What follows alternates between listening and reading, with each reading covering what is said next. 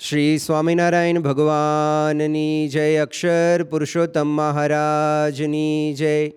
ગુણાતીતાનંદ સ્વામી મહારાજની જય. ભગતજી મહારાજની જય.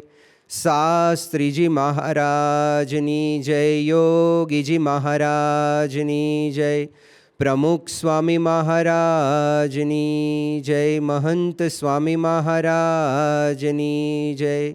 પ્રમુખ સ્વામી મહારાજ શતાબ્દી મહોત્સવની જય. આજની પ્રવર્તમાન પરિસ્થિતિમાં મંદિરમાં બિરાજમાન ઠાકોરજી હરિભક્તોના ઘરે પધાર્યા છે. મંદિરના આરતી અને આહ્નિક હરિભક્તોના ઘેર ઘેર પહોંચ્યા છે.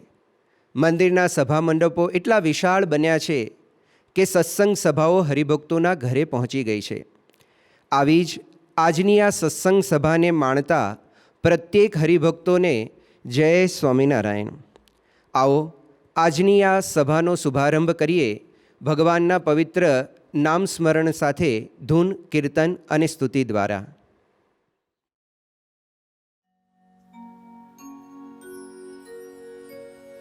હે ભજો સ્વામિનારાયણ, સ્વામિનારાયણ, સ્વામિનારાયણ નામ રે.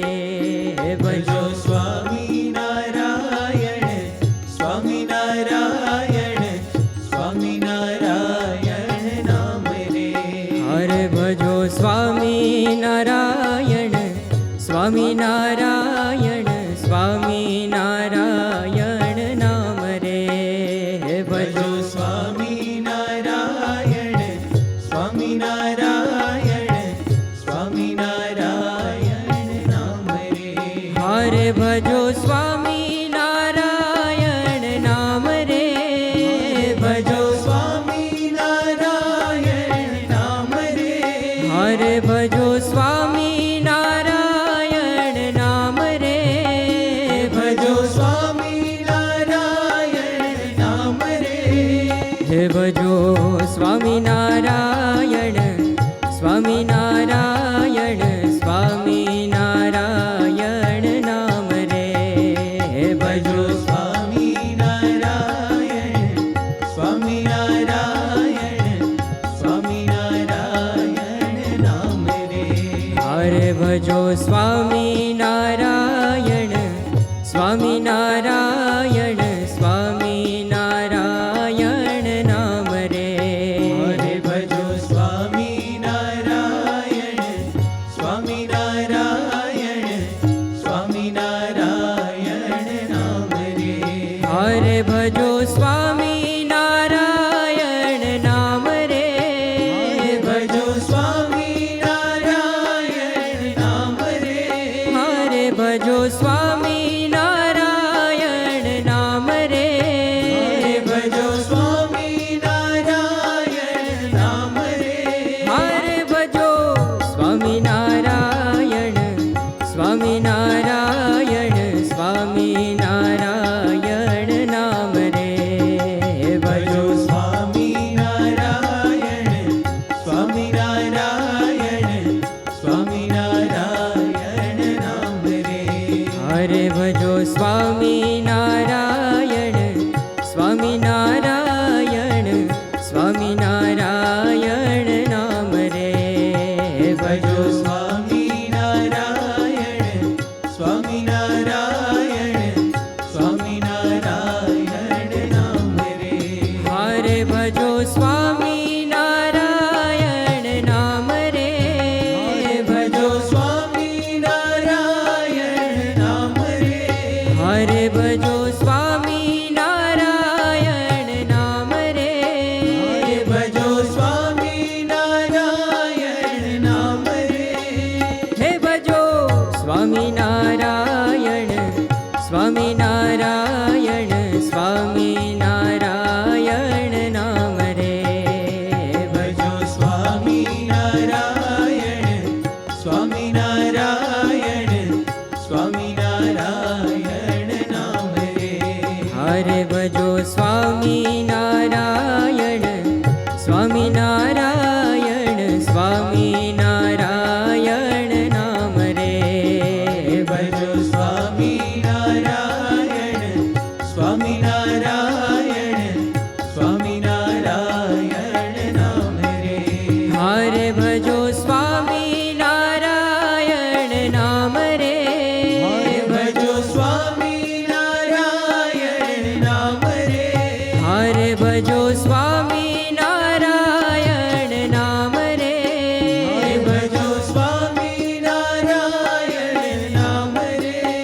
હે ભજો સ્વામિનારાયણ સ્વામિનારાયણ સ્વામિનારાયણ નામ રે. હે ભજો સ્વામિનારાયણ સ્વામિનારાયણ સ્વામિનારાયણ નામ રે. અરે ભજો સ્વામિનારાયણ સ્વામિનારાયણ સ્વામિનારાયણ નામ રે. હરે ભજો સ્વામિનારાયણ સ્વામિનારાયણ સ્વામિનારાયણ નામ રે. હરે ભજો સ્વામિનારાયણ સ્વામિનારાયણ સ્વામિનારાયણ નામ રે. હરે ભજો સ્વામિનારાયણ સ્વામિનારાયણ સ્વામિનારાયણ નામ રે. હે હરે ભજો સ્વામિનારાયણ નામ રે. ભજો સ્વામિનારાયણ નામ રે. હરે ભજો સ્વામિનારાયણ નામ રે.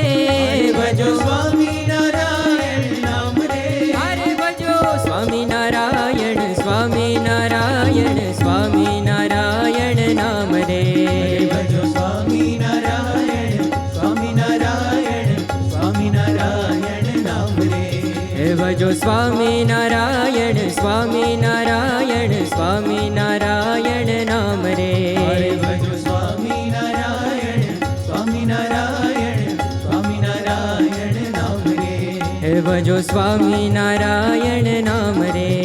ભજો સ્વામિનારાયણ નામ રે. હે ભજો સ્વામિનારાયણ નામ રે. ભજો સ્વામિનારાયણ નામ રે.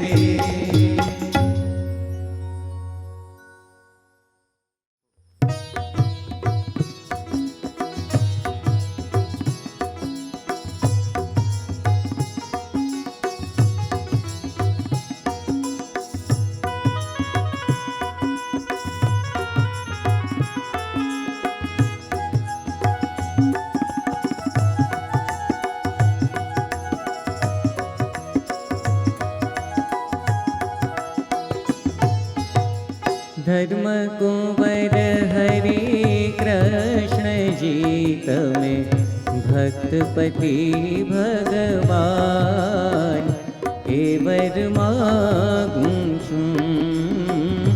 દયાનિધિ તમે દાસને નિત આપો છો એ દાન એ વર માગું છું.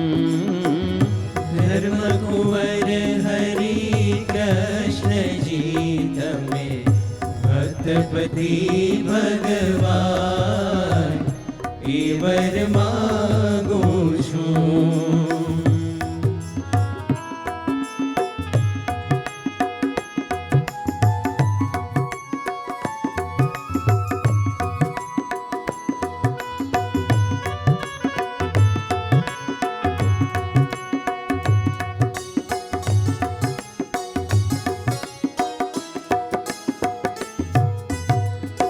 નિર્વિકલ્પ ઉત્તમ એવો નિશ્ચય થાય તમારો. નિશ્ચય થાય તમારો. અલબેલા તમ આગળે અરજ કરું એ સારું એ વર માગું છું. ધર્મ કુંવર હરિ કૃષ્ણજી તમે ભક્તપતિ ભગવાન એ વર માગું છું.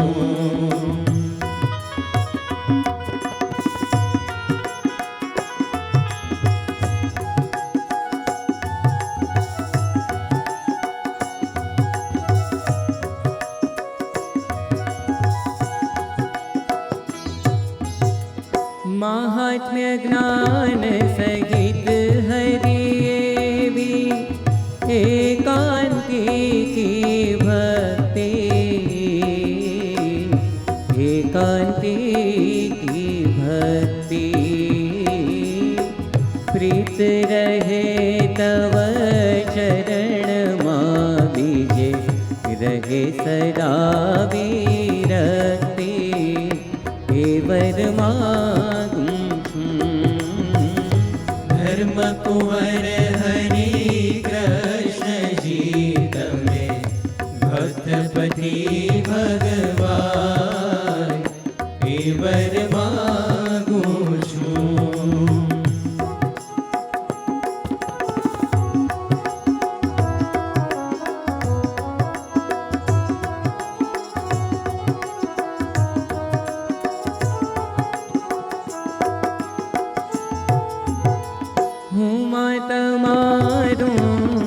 ભક્તપણું હરિ એમાં કોઈ પ્રકાર, એમાં કોઈ પ્રકાર દોષ ન રહે કોઈ જાતનો, આપ ધર્મ કુમાર એ વર માગું धर्म कुंवर हरि कृष्ण जी तमे भक्तपति भगवान ए वर मागूं छूं।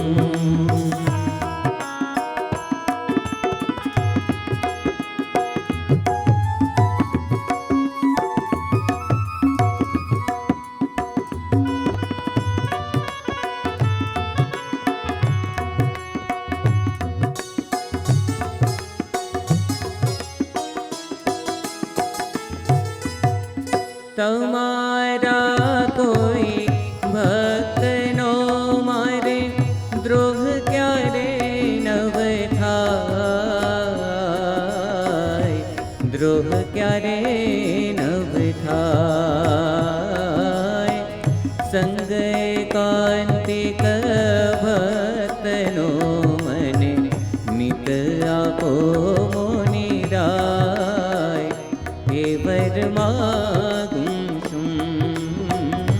धर्म कुंवर हरि कृष्ण जी तमे भक्तपति भगवान ए वर मागूं छूं।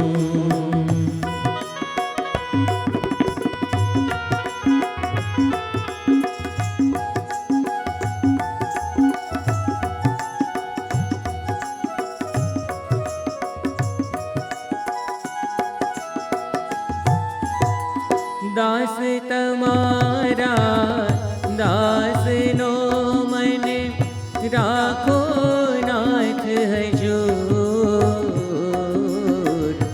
રાખો નાથ હજૂર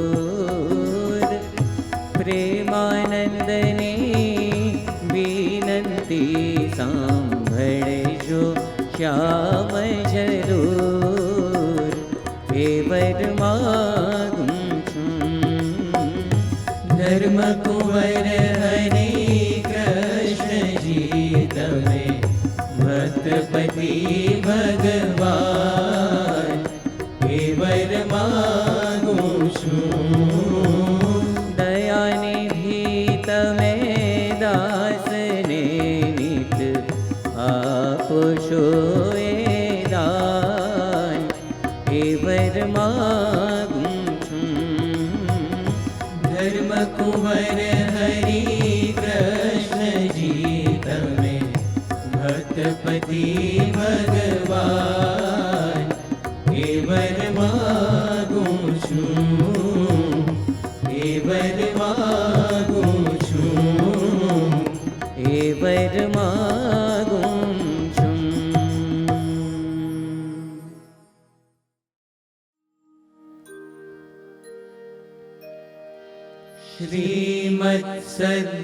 श्रीमत्सद्गुणशालिनं चिदचिदि व्याप्तं च दिव्याकृतिं जीवेशाक्षरमुक्तकोटिसुखदं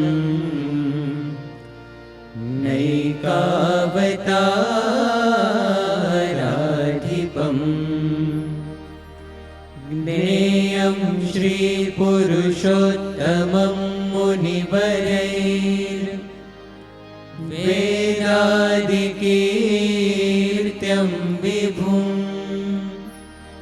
तं मूलाक्षरयुक्तमेव सहजानन्दं च वन्दे सदा। ॐ सहना भवतु सहनौ भुनक्तु सह वीर्यङ्करवावहै तेजस्विनावधीतमस्तु मा विद्विषावहै। ॐ शान्तिः शान्तिः शान्तिः। गुणातीतोऽक्षरं ब्रह्म भगवान् पुरुषोत्तमः। जनो जानन्निदं सत्यं मुच्यते भवबन्धनात्।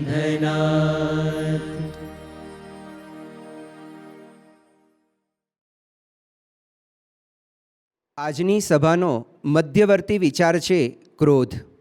વ્યક્તિને સતાવતી અનેક સમસ્યાઓનું કારણ છે વ્યક્તિનો સ્વભાવ. એમાંનો એક સ્વભાવ એટલે ક્રોધ. આ ક્રોધની જ્વાળામાં વ્યક્તિ તો દુઃખી થાય જ છે, પરંતુ ક્યારેક તેનો પરિવાર પણ આ ક્રોધની જ્વાળામાં સપડાતો હોય છે. વ્યક્તિથી લઈને વૈશ્વિક સમસ્યાઓના મૂળમાં આ ક્રોધ જ કારણભૂત હોય છે. આ ક્રોધને કેવી રીતે નિયંત્રિત કરવો, આવો આ અંગેના વક્તવ્યને માણીએ BAPS સંસ્થાના જાણીતા વક્તા સંત પૂજ્ય જ્ઞાનવત્સલ સ્વામી પાસેથી. પૂજ્ય જ્ઞાનવત્સલ સ્વામીએ એન્જિનિયરિંગનો અભ્યાસ પૂર્ણ કર્યા બાદ સને 1992માં પરમ પૂજ્ય પ્રમુખ સ્વામી મહારાજના વરદ હસ્તે દીક્ષા ગ્રહણ કરી. હાલ દેશ પરદેશમાં વિચરણ કરી સંસ્થા અને સમાજની સેવા તેઓ કરી રહ્યા છે. આવો તેઓને જ વિનંતી કરીએ કે આ ક્રોધ વિષયક વિશેષ પ્રકાશ પાથરે પોતાના વક્તવ્ય દ્વારા. પૂજ્ય જ્ઞાનવત્સલ સ્વામી. આજની આપણી વાતનો વિષય છે એંગર મેનેજમેન્ટ. ક્રોધની જે ભયંકર જ્વાળામુખીઓ છે અને એના જે વિપરીત પરિણામો સમાજે જોયા છે, એ ક્રોધને કેવી રીતે કાબૂમાં રાખવો, એ ક્રોધ ઉપર કેવી રીતે વિજય મેળવવો, એ વિશે થોડી વાતો સમજવાનો આપણે પ્રયત્ન કરીશું. વર્ષો જૂની વાત છે, જર્મનીના હેમ્બર્ગ શહેરમાં એક આંતરરાષ્ટ્રીય સાયકેટ્રિસ્ટ કોન્ફરન્સ થઈ. એ કોન્ફરન્સમાં દેશ પરદેશથી બધા ડૉક્ટર્સ પધારેલા. 3 દિવસીય આ કોન્ફરન્સમાં પ્રથમ જ દિવસે પ્રથમ સત્રમાં પહેલું જ પેપર રીડિંગ હતું. એમાં એના અંતે કંઈક પ્રશ્નોત્તરી થઈ, એમાં કંઈક ઉગ્ર સ્વરૂપ પકડાયું, થોડી ગાળાગાળી પણ થઈ ગઈ, બથ્થા પણ આવી ગયા. આ કક્ષાના આંતરરાષ્ટ્રીય ડૉક્ટર્સ એનું આવું વર્તન ત્યાં બેઠેલા સર્વે જોયું. પછી તો ખુરશી ટેબલ બધું એકબીજા ઉપર માર્યું. તાત્કાલિક પોલીસને બોલાવવી પડી. પોલીસે બધાને છૂટા પાડ્યા. પોલીસે થોડું ઇન્ટ્રોગેશન પણ કર્યું. 4 વ્યક્તિઓ આની માટે જવાબદાર છે એવું પ્રાથમિક તબક્કામાં પોલીસને લાગ્યું. બધાને પોલીસ સ્ટેશન લઈ ગયા. 9 જેટલા ડૉક્ટર્સ બહુ ઈજાને પામ્યા હતા. એ લોકોને તાત્કાલિક હોસ્પિટલમાં ખસેડાયા અને કોન્ફરન્સ પૂરી થઈ ગઈ. આ કોન્ફરન્સનું શીર્ષક હતું, એનો મધ્યવર્તી વિચાર હતો કે ક્રોધ ઉપર કાબૂ કેવી રીતે મેળવવો. આ જ સાયકેટ્રિસ્ટ સામાન્ય સિવિલિયન્સને સલાહ આપતા હોય છે કે ક્રોધ ઉપર કાબૂ કેવી રીતે મેળવવો. પણ જ્યારે પ્રસંગ બન્યો ત્યારે આ અનાદિ દોષ ઉપર લેશ પણ સંયમ રાખવો એ ઘણી દુષ્કર વાત બની જાય છે. એટલે ભગવાન સ્વામિનારાયણે એમના વચનામૃત લોયા પ્રકરણમાં પહેલામાં વાત કરી છે કે જો થોડો પણ ક્રોધ ઉપજે તો પણ એ અતિશય દુઃખદાયક છે. ભગવાન સ્વામિનારાયણે આ વચનામૃતમાં ક્રોધને વાઘ સાથે, દીપડા સાથે, કાળા સર્પ સાથે સરખાવ્યો છે. ભગવાન સ્વામિનારાયણે કીધું કે જેમ વાઘ હોય, દીપડો હોય, કાળો સર્પ હોય, એ જેમ અન્યને ડરાવે અને અન્યના પ્રાણને હરી લે છે, એમ આ ક્રોધ છે અન્યને ડરાવે છે, અન્યના પ્રાણને હરી લે છે. એ વાત ભગવાન સ્વામિનારાયણે ત્યાં કરી છે. અને હકીકત છે, વર્ષો પહેલાં મુંબઈમાં એક પ્રસંગ બનેલો. એક કોર્પોરેટ ઓફિસમાં કદાચ કોઈ ટાર્ગેટ અચીવ નહીં થયો હોય એટલે ગુસ્સામાં ને ગુસ્સામાં બોસે મિટિંગ કરી અને બધાને ખૂબ ફાયરિંગ આપ્યું. એમાં 3-4 જણાને જે એમ લાગતા હતા કે આ જવાબદાર છે એમને છૂટા પણ કર્યા. એમાં એક લેડી એમ્પ્લોયને એમણે છૂટી કરી. એ લેડી એમ્પ્લોય કીધું કે સર મારો વાંક નથી, તમે મારી રજૂઆત સાંભળો, મને એક ચાન્સ આપો. છતાં ગુસ્સામાં ને ગુસ્સામાં એ બોસે કીધું કે ના, no chance, you are fired. એ લેડી એમ્પ્લોય ઘરે ગયા અને ખૂબ જ ડિપ્રેશનમાં આવી ગયા, કારણ કે જવાબદારીઓ ઘણી હતી. અને એમણે પંખેથી લટકીને આત્મહત્યા કરી. આ કેસની તપાસ થઈ તો ઇન્ડિયન પિનલ કોડમાં એક કાયદો છે આઈપીસીમાં, અબેટમેન્ટ ટુ સુસાઇડ. એટલે કે તમારા શબ્દોથી, તમારા વર્તનથી કોઈ ઇન્સ્ટિગેટ થાય, કોઈને એવી પ્રેરણા થઈ જાય કે હું આત્મહત્યા કરી લઉં, તો એની માટે પણ તમે જવાબદાર છો. આ બોસને ફાઇન થઈ અને લગભગ 9 વર્ષની જેલની સજા થઈ. એટલે ક્રોધાવેશમાં આવું થઈ શકે છે, જે ભગવાન સ્વામિનારાયણ આપણને કહ્યું. વર્ષો જૂનો રાજકોટનો પણ એક પ્રસંગ કે સાસુઓ વચ્ચે પ્રશ્ન થયેલો. જે પતિ એ રોજ સાંજે કારખાનેથી આવે એટલે રોજ સાંજે એની માતાનું પણ સાંભળવાનું, વહુનું પણ સાંભળવાનું. એમાં વળી એક દિવસે ત્રાસી ગયો, ક્રોધાવેશમાં આવી ગયો અને એણે એની પત્નીનું બેડરૂમમાં રાત્રે ખૂન કરી નાખ્યું. છરીના ઘા મારીને ખૂન કરી નાખ્યું. એમના 2 નાના સંતાનો, નિર્દોષ માસૂમ બાળકોનું પણ ખૂન કરી નાખ્યું અને એમને પણ જન્મટીપ સજા થઈ. તો આવા ઘણા બધા પ્રસંગો બને છે જે ભગવાન સ્વામિનારાયણે કહ્યું કે ક્રોધ છે, ડરાવે છે અને પ્રાણને હરી લે છે. ઓફિસોમાં આવા પ્રસંગ બને છે, ઘરમાં પ્રસંગ બને છે, બાપ દીકરા વચ્ચે વ્યવહારમાં આવા પ્રસંગો બને છે. એટલે અંગ્રેજીમાં એક કહેવત છે કે anything that begins with anger ends in shame. કે જે કોઈ ક્રિયા કે કાર્ય એ ગુસ્સાથી એની શરૂઆત થાય તો એનું અંત્ય પરિણામ તો લજ્જા જ છે. અને બને છે, ઘણા બધા ક્રિકેટ ચાહકો છો, 2007માં જે આઈપીએલ રમાણી, ઇન્ડિયન પ્રીમિયર લીગ, એમાં એક પ્રસંગ બનેલો કે હરભજન સિંઘે શ્રીસંતને ગ્રાઉન્ડ ઉપર લાફો માર્યો. બંને ઇન્ડિયન ટીમમાં સાથે રમતા હતા, પણ આઈપીએલમાં સામસામે ટીમમાં હોય. અને એનું પરિણામ શું આવ્યું કે હરભજન સિંઘને લગભગ 2.5 લાખ રૂપિયાની મેચ ફી ફાઇન થઈ અને પ્રતિષ્ઠા ગઈ. એમના વિશે ઘણું બધું લખાણું, એ જુદું. તો આવી રીતે આ ગ્રોથથી નુકસાન પણ છે, બેઇજ્જતી પણ છે, એવો આ દોષ છે. અને કદાચ કોઈ વ્યક્તિ એવી સમર્થ હોય, એવા પદ ઉપર આવી જાય અને પ્રશાસનની વ્યવસ્થા એવી થઈ જાય અને એ જો એને મોટો ક્રોધ ભભૂકી જાય તો સમાજને પણ બહુ મોટું નુકસાન થઈ શકે છે. એડોલ્ફ હિટલરને ઘણા કારણોથી યહૂદી પ્રત્યે ઘૃણા, એક નફરત અને એના પરિણામે ભયંકર ક્રોધ ઉપજેલો. અને આપણે જાણીએ છીએ પરિણામ કે 60 લાખ યહૂદીઓ એ આ હિટલરની ક્રોધાગ્નિમાં એ બળીને ભસ્મ થઈ ગયા. તો આ બધી હકીકતો છે. કેટલા બધા આવા પ્રસંગો બને છે. You would be surprised to know that every day 1000 people are killed by domestic guns. Military guns નથી વાત કરતા આપણે, ડોમેસ્ટિક ગન્સ. કે ઘરમાં, પરિવારમાં ક્યાંક શૂટિંગ થાય, કોઈ કિશોર કે યુવાન હોય એ સ્કૂલમાં કે કોલેજમાં જઈને શૂટિંગ કરે, એમના યુવાનોને કે મિત્રોને કે ટીચર્સને શૂટ કરી દેવા પ્રસંગો પણ બન્યા છે. રોજ 1000 વ્યક્તિ તો ડોમેસ્ટિક ગન્સની શૂટિંગથી મરે છે. તો આવા પરિણામો ક્રોધના, આપે બધાએ પણ નાના મોટા પ્રસંગે, કદાચ આ કક્ષાના નહીં, પણ ક્રોધથી કંઈક સંબંધો બગડે, બોલાચાલી થઈ જાય, કંઈક મર્યાદાઓ તૂટી જાય, અબોલા થઈ જાય, એવા ઘણા બધા પ્રસંગો તો આપણે બધાએ પણ અનુભવ્યા છે. એટલે આ એક વાત હકીકત છે. અને આ ક્રોધ, એની શારીરિક અસરો પણ આપણી ઉપર ઘણી બધી છે. અમેરિકન જર્નલ ઓફ એપિડેમિયોલોજી એમાં 2001ની સાલમાં એક આર્ટિકલ આવેલો. એ આર્ટિકલમાં સંશોધન પછી એવું લખવામાં આવેલું કે માણસ જ્યારે ક્રોધિત થાય છે ત્યારે એની બ્લડ સ્ટ્રીમમાં, એટલે કે એના લોહીમાં અમુક સ્ટ્રેસ હાર્મોન્સ રિલીઝ થાય છે. અને એ હાર્મોન્સના લીધે એનું બ્લડ પ્રેશર વધે છે, હાર્ટ રેટ ઇરેગ્યુલર થવા માંડે, મોટી ઉંમર હોય તો હાર્ટ એટેક પણ આવી શકે, અને લાંબે ગાળે કેન્સરની પણ શક્યતા છે, જે ક્રોનિક એંગરમાં રહેતા હોય. એટલે વારે વારે નાના નાના પ્રસંગે ગુસ્સામાં આવી જતા હોય એની વાત છે. એટલે ગુસ્સો એ બધી રીતે આપણને નુકસાનકારી છે, બધી રીતે આપણને નડતરરૂપ છે. એક વાત હકીકત છે જે આપણે સૌ પણ જાણીએ છીએ, પણ આપણે એને કંટ્રોલ નથી કરી શકતા. તમને આશ્ચર્ય થશે કે અમેરિકામાં રેડફોર્ડ વિલિયમ્સ એ પોતે બિહેવિયર મેડિસિનના એક્સપર્ટ છે. એમણે કહ્યું કે દુનિયામાં 20% લોકો એક ક્રોધિત પ્રકૃતિ ધરાવે છે. બહુ વર્ષો સુધી એમણે એંગર મેનેજમેન્ટ ઉપર સંશોધનો કર્યા છે. બીજા 20% લોકો એવા છે જે કેઝ્યુઅલી ફ્રી લિવિંગ જેવા છે, એટલે કે આમ ચલાવી લે, મોટું મન રાખે, જતું કરે. બાકીના આપણે બધા આ બેની વચ્ચે ક્યાંક ને ક્યાંક અમુક પર્સન્ટેજમાં રમીએ છીએ. હવે આપણને કેવી રીતે ખબર પડે કે આપણે હાલતું ચાલતું પ્રેશર કુકર છીએ કે નહીં? તો રેડફોર્ડ વિલિયમ્સે એમના સંશોધન પરથી કહ્યું કે પહેલું આપણે ક્રોધિત પ્રકૃતિ છે કે નહીં એ તપાસ કરવા માટે કે આપણામાં નેગેટિવ ફિલિંગ્સ કેટલી ઉત્પન્ન થાય છે. પ્રસંગે, વાતમાં, વ્યક્તિઓ સાથે સંબંધમાં વારાઘડીએ નેગેટિવ ફિલિંગ્સ ઊભી થતી હોય તો સમજવાનું કે આપણી થોડી ક્રોધિત પ્રકૃતિ છે. બીજું એમણે કહ્યું અગ્રેસિવનેસ, આક્રમકતા હોય. આપણા મન પ્રમાણે વાત બની નહીં, આપણા મન માટે થોડો ફેરફાર કર્યો, આપણા આયોજનમાં થોડોક ફેરફાર થયો, એમાં તરત આપણે આક્રમક થઈ જઈએ તો એ સમજવાનું ક્રોધિત પ્રકૃતિ છે.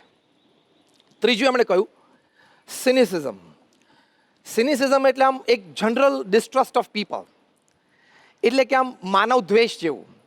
નજીકનું વર્તુળ હોય, નજીકના લોકો હોય, એની માટે પણ એમને અણવિશ્વાસ રહ્યા કરે. એમની વાત કે એમના વિચાર કે એમના મોટિવ્સમાં પણ એમને શંકા રહ્યા કરે. તો આ ક્રોધિત પ્રકૃતિ છે. એટલે નેગેટિવ ફિલિંગ્સ હોય, અગ્રેસિવ એટીટ્યૂડ હોય, સિનિસિઝમ હોય, તો એ ક્રોધિત પ્રકૃતિ છે. તો આપણે થોડીક અંતરદ્રષ્ટિ કરીને આપણો તપાસ કરવાનો કે આપણે એ ક્રોધિત પ્રકૃતિ કેટલી છે. હવે એને મેનેજ કરવું, કંટ્રોલ કરવો એ અત્યંત આવશ્યક છે. કારણ કે જો ન કરી શકીએ તો કોઈક વખત આપણે વ્યક્તિગત જીવનમાં, પારિવારિક જીવનમાં, સામાજિક જીવનમાં, વ્યવસાયિક જીવનમાં બધે ઠેકાણે નાના મોટા પ્રશ્ન આવવાની શક્યતા છે. તો એ ક્રોધને આપણે કેવી રીતે મેનેજ કરવો, એ મેનેજ કરવો ખૂબ જરૂરી છે અને દરેક વ્યક્તિ માટે જરૂરી છે. જો એ ક્રોધને પ્રોપરલી મેનેજ ન કરી શકે તો આપણે જોઈએ એવા માઠા પરિણામો પણ આવી શકે છે. તો પહેલી અગત્યની વાત છે સ્પોટ એંગર, કે તમને તાત્કાલિક ક્રોધ ઉપજ્યો કોઈ વ્યક્તિ સાથે વાર્તાલાપમાં, ચર્ચામાં અથવા કોઈ દ્રશ્ય જોઈને અને એકદમ ક્રોધ શૂટઅપ થઈ ગયો, તો ત્યાં ઇમરજન્સી શું કરવું? તો ઘણા સંશોધનો પછી એવી વાત છે કે જો આવી સિચ્યુએશન એક ઊભી થઈ ગઈ તો shut your mouth, freeze your limbs એટલે કે આર્મ્સ, કાઉન્ટ 10, 1 2 3 4 5 6 એવી રીતે, અને while counting 10 leave the place, change the activity. એટલે કે તમારે મોઢું નહીં ખોલવાનું, હાથ નહીં ચલાવવાના, મનમાં 1 2 3 4 5 6 રીતે ગણી એ જગ્યા છોડી દેવાની અને બીજી ક્રિયામાં પ્રવૃત્ત થઈ જવાનું. આ એમનો ઉપાય છે અને આ ઉપાયથી ઘણા બધાને પોતાના ક્રોધ ઉપર સંયમ આવ્યો છે. પણ આપણે તો ભગવાનના ભક્ત છીએ તો આપણે કાઉન્ટ 10 કરીએ એની કરતાં આપણે તો સ્વામિનારાયણ સ્વામિનારાયણ સ્વામિનારાયણ એવી રીતે ભજન કરી શકીએ તો એનાથી ઘણો બધો લાભ છે.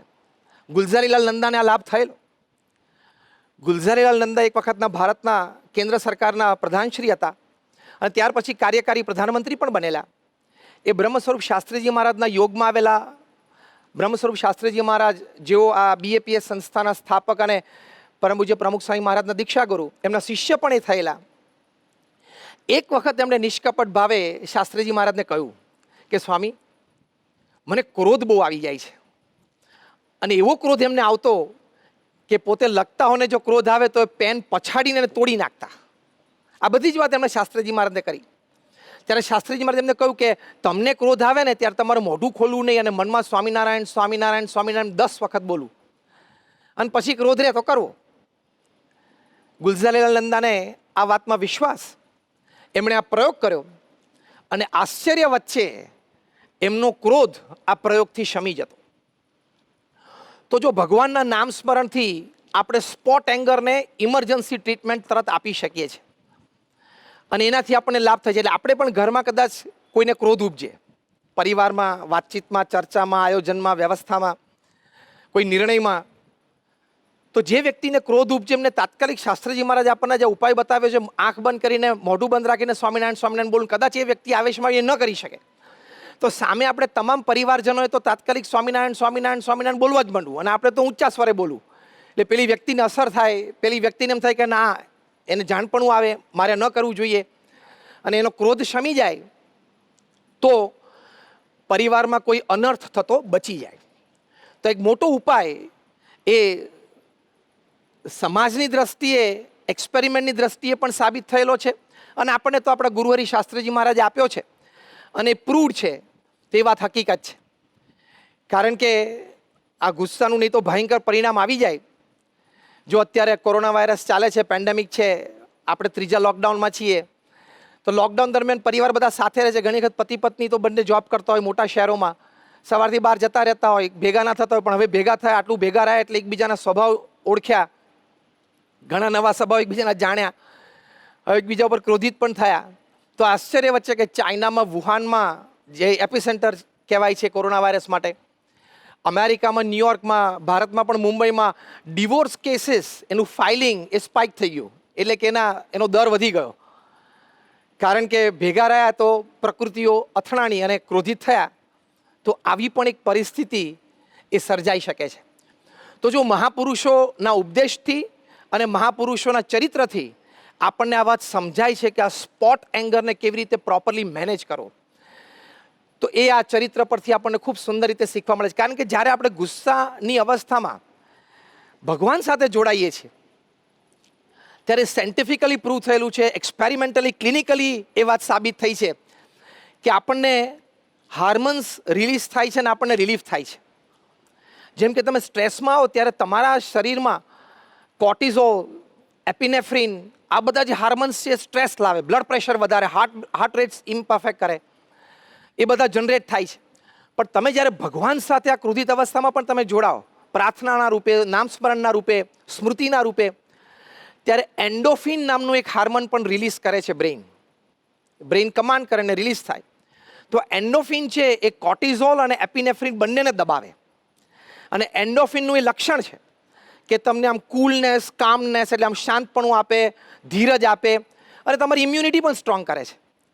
એટલે સાયન્ટિફિકલી પણ પ્રૂવ થયેલી વાત છે કે ક્રોધિત અવસ્થામાં પણ ભગવાનના નામ સ્મરણથી તમારા શરીરમાં એન્ડોફિન રિલીઝ થાય અને તમને શાંતિ વર્તે, તમારો ક્રોધ છે એ શમે. તો આ બધી વાત હકીકત છે, એ બધી પ્રૂવ થયેલી છે.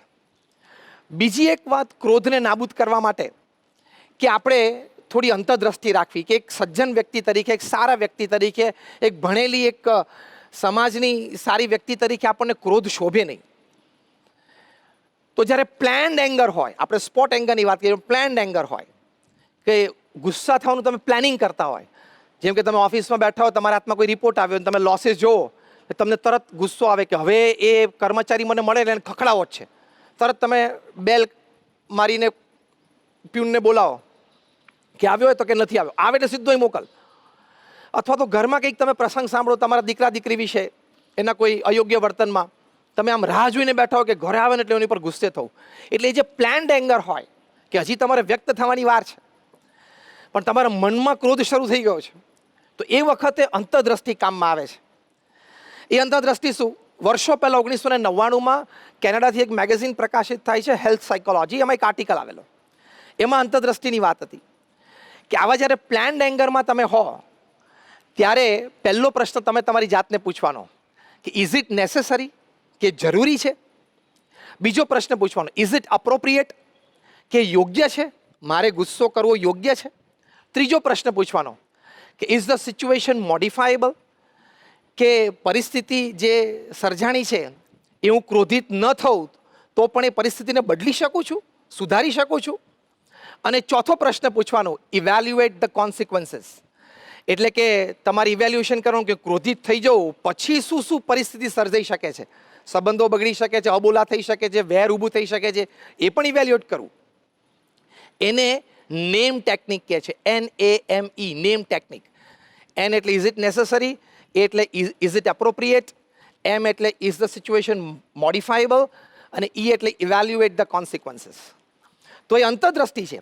એ જ અંતરદ્રષ્ટિ 200 વર્ષ પહેલાં વચનામૃતમાં મુક્તાનંદ સ્વામીએ પોતાના વર્તન દ્વારા આપણને શીખવાડી છે.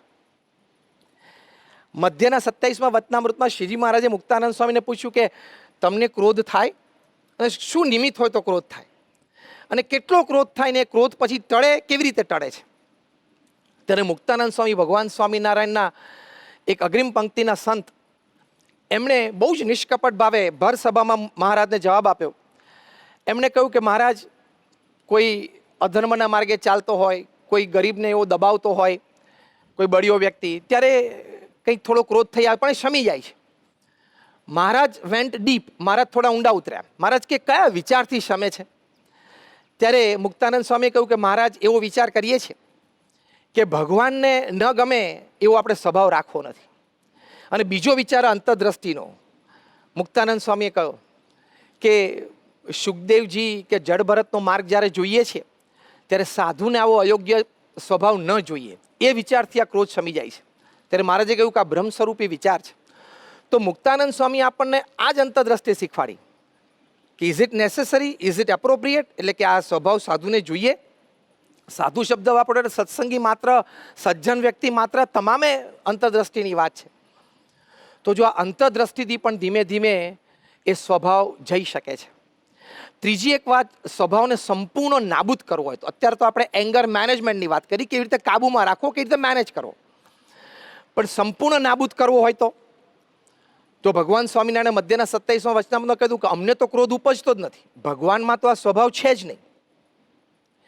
ભગવાન સ્વામિનારાયણ કીધું કે કદાચ કોઈ અધર્મના માર્ગે ચાલતો હોય તો એની શિક્ષાને અર્થે, કદાચ કોઈક ગરીબને દબાવતો હોય તો એને કહેવા ટોકવા માટે ક્ષણિક ક્રોધ ઉપજે છે, પણ એ તાત્કાલિક શમી જાય છે. પણ અમારે વ્યક્તિ સાથે રાગદ્વેષ બંધાતો નથી, એવું ભગવાન સ્વામિનારાયણે કહ્યું. તો જો ભગવાન અને આવા ગુણાતીત સત્પુરુષમાં એમાં તો ક્રોધ છે જ નહીં, તો એમની સાથે જોડાવાથી આપણને બહુ જ મોટો લાભ થાય છે. જેમ અબજોપતિ સાથે જોડાઈએ કંઈક નાની મોટી રીતે ધંધામાં, કદાચ સ્મોલ પર્સન્ટેજ પણ એનો હિસ્સો હોય તો પણ એને મોટો આર્થિક લાભ થાય છે. એમ ભગવાન તો નિર્ગુણ છે, ગુણાતીત સત્પુરુષ પણ નિર્ગુણ છે. એમના પ્રત્યે વિશ્વાસ, શ્રદ્ધા, ભક્તિ, હેત એ રીતે આપણે જોડાઈએ તો આપણા સ્વભાવ પણ નાબૂદ થાય છે. એ વાત શાસ્ત્રોક્ત છે, મોટા મોટા ભક્તોના અનુભવની વાત છે. તો ભગવાન પ્રત્યેની શ્રદ્ધા અને ભક્તિ એ બહુ જ મોટું કામ કરી જાય છે.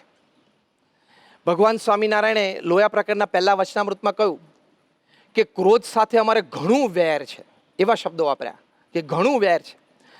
અને જે ક્રોધી મનુષ્ય હોય એ અમને ગમે નહીં. પ્રથમના 76માં વચનામૃતમાં શ્રીજી મહારાજે કહ્યું કે ક્રોધી, કપટી, ઈર્ષાવાળો અને માની, એ 4 પ્રકારના મનુષ્ય જો હરિભક્ત હોય તો પણ અમારે એ સાથે બને નહીં. એટલે લોયાના પહેલા વચનામૃતમાં કહ્યું કે ગમે નહીં, પ્રથમના 76માં વચનામૃતમાં કહ્યું કે બને નહીં. તો હવે જો ભગવાનને આપણે ક્રોધિત પ્રકૃતિ રાખીએ તો એ ગમતું નથી ને આપણી સાથે બનતું નથી, તો આપણું ભક્તપણું લાજે ને. એ વિચારથી પણ આ ક્રોધ નાબૂદ થઈ શકે છે, એ ક્રોધ સંપૂર્ણ રીતે જઈ શકે છે. તો એ પ્રયત્ન પણ આપણે ચોક્કસ કરવો જોઈએ કે આ વિચારની દ્રઢતા એ રૂપી જે પ્રયત્ન, તો ભગવાન અને સંતના વચનમાં વિશ્વાસ, અને એ વિશ્વાસથી એ બહુ જ મોટું કામ થાય છે, એ વાત હકીકત છે. પરમ પૂજ્ય પ્રમુખ સ્વામી મહારાજ એક વખત નાઇરોબીમાં હતા. ત્યાં એર માર્શલ અર્જુનસિંહ પ્રમુખ સ્વામી મહારાજને મળેલા. એમણે પ્રમુખ સ્વામી મહારાજને વાત કરી કે 1971ના યુદ્ધ વખતે અમે પાકિસ્તાનના ઘણા બધા પ્લેન તોડેલા. એટલી બધી બહાદુરી આપણા ફોર્સીસે બતાવી હતી, અમે કોઈનાથી ડરતા નહોતા. પણ આ આંતરિક દોષો છે ને, એને અમે હરાવવા સમર્થ નથી. એમાં આ ક્રોધ છે એ લેશ માત્ર પણ મારા કાબૂમાં નથી. તો હું આપને પ્રાર્થના કરું છું કે મને કોઈક એવો ઉપાય બતાવો કે આ ક્રોધ ઉપર હું વિજય મેળવી શકું. એવી વાત એર માર્શલ અર્જુનસિંહે પ્રમુખ સ્વામી મહારાજને કરી. ત્યારે પ્રમુખ સ્વામી મહારાજ એમને એક જ વાક્યમાં ઉપાય બતાવ્યો કે સંત સમાગમ એ જ એક અને એકમાત્ર ઉપાય છે. આવા શબ્દો પ્રમુખ સ્વામી મહારાજે વાપર્યા કે એ જ એક અને એકમાત્ર ઉપાય છે. કારણ કે સંત સમાગમથી આગળ આપણે જે વાત કરીએ તમામ ઉપાયો સિદ્ધ થઈ શકે. ભગવાનના નામ સ્મરણની શ્રદ્ધા, ગુસ્સો આવે ત્યારે એ જાણપણું આવે, પછી અંતરદ્રષ્ટિ, ભગવાન પ્રત્યેની શ્રદ્ધા, ભક્તિ, આ બધું જ સંત સમાગમમાં રહેલું છે. એટલે પ્રમુખ સ્વામી મહારાજે અર્જુનસિંહને સંત સમાગમની વાત કરી. પણ હવે સંતો પણ ઘણા છે, પણ એમાં કેવા સંતની વાત? તો જેનામાં દોષ ન હોય. યોગીજી મહારાજ એક વખત ગોંડલમાં હતા અને મોટા સ્વામીએ સાહજિક જ એમને પૂછ્યું કે સ્વામી તમને ક્યારે આમ ક્રોધ આવેલો? ત્યારે યોગીજી મહારાજ એકદમ ભાવમાં આવીને બોલ્યા કે ગુરુ, અમને ક્યારેય ક્રોધ આવ્યો જ નથી. આવા સંતની વાત, આવા સંતના સમાગમની વાત પ્રમુખ સ્વામી મહારાજે કરી છે. કારણ કે આવા સંત એ જ એમના પ્રત્યે આપણને વિશ્વાસ અને પ્રીતિ હોય તો એમની કૃપાથી આ થઈ શકે. જે શ્રીજી મહારાજે કાર્યાણીના 12મા વચનામૃતમાં કહ્યું છે, શ્રીજી મહારાજે કહ્યું કે ક્રોધી, લોભી, લંપટ ગમે તેવો જીવ હોય, પણ આવી રીતની વાતમાં વિશ્વાસ અને પ્રીતિએ કરીને જો સાંભળે તો એના એ સર્વ વિકાર ટળી જાય છે. આવી રીતની વાત એટલે શું? કાર્યાણીના 12મા વચનામૃતમાં આ શબ્દો વાપરે કે આવી રીતની વાત એટલે શું? તો આવી રીતની વાત એટલે ભગવાન અને સંતના ઉપદેશ સંબંધી વાત અને ભગવાન અને સંતના જીવન પ્રસંગો, ચરિત્રની વાત, બે પ્રકારની વાત. એમાં વિશ્વાસ અને પ્રીતિ, તો આ સંપૂર્ણ નાબૂદ થઈ શકે છે. એ વાત એક હકીકત છે. પ્રમુખ સ્વામી મહારાજ ઘણા વર્ષો પહેલાં એક પ્રસંગે બોચાસનમાં હતા. આ પ્રસંગ બ્રહ્મોપનિષદ પુસ્તકમાં લખાયેલો છે. એક શિક્ષક પ્રમુખ સ્વામી મહારાજને મળવા માટે આવ્યા અને એમણે પ્રમુખ સ્વામી મહારાજને વાત કરી કે સ્વામી મને બહુ જ ક્રોધ છે. પછી એમના પ્રસંગો કહ્યા કે સ્વામી મારા દીકરાને મેં એક પોકેટ રેડિયો લઈ આપ્યો કોમેન્ટ્રી સાંભળવા માટે. વળી એક દિવસ બપોરે મારે રજા હતી, હું ઘરે હતો, સૂતો હતો. અમારું નાનું ઘર, પણ હવે એને ક્રિકેટ કોમેન્ટ્રી સાંભળવાનો શોખ, તેને રેડિયો ચાલુ કર્યો. મેં 2-3 વખત એને ટોક્યો પણ એ ના માન્યો, એટલે મેં ઊભા થઈને એના હાથમાંથી રેડિયો લઈ લીધો અને પછાડીને તોડી નાખ્યો. બીજો પ્રસંગ એમણે કહ્યો, આ વાત બ્રહ્મોપનિષદમાં લખેલી છે કે મારા દીકરાને મેં સાયકલ લઈ આપી અને પછી એ સાયકલ ફેરવતો હશે કમ્પાઉન્ડમાં. વળી તડકો ઘણો હતો, ઉનાળાનો સમય, એટલે મેં કીધું તું રહેવા દે, સાંજે સાયકલ ફેરવ. તો કે ના પપ્પા, મારે અત્યારે ફેરવવી છે. એ વખતે કે મારો એટલો બધો ગુસ્સો આવી ગયો, મેં સાયકલ ઉપરથી ગુસ્સામાં ધક્કો માર્યો અને સાયકલ પછાડીને પછી ધોકાથી આખું ટાયર તોડી નાખ્યું, બધા સ્પોક તોડી નાખ્યા. હવે મેં જેને નવી સાયકલ લઈ આપેલી કે સ્વામી મારો આટલો બધો ગુસ્સો છે, શું કરું? એ વખતે પ્રમુખ સ્વામી મહારાજ એમને કહ્યું, એમને એક માળા આપી અને કહ્યું કે તમારે રોજ સવારે 5 માળા સ્વામિનારાયણ સ્વામિનારાયણ સ્વામિનારાયણ સ્વામિનારાયણ એમ કરવું. અને આ ગુસ્સો જ્યારે આવે ને એ વખતે પણ સ્વામિનારાયણ સ્વામિનારાયણ સ્વામિનારાયણ અંદરથી બોલું. આટલું કરજો, ભગવાન કૃપા કરશે. આવા મોટા સંત પાસે નિષ્કપટ થયા, એમાં જ આપણું ઘણું બધું કામ પૂરું થઈ જતું હોય છે. અને પછી એમના વચનમાં વિશ્વાસ અને એમના પ્રત્યે એક પ્રીતિ, આ શિક્ષકે આ ઉપાય કર્યો.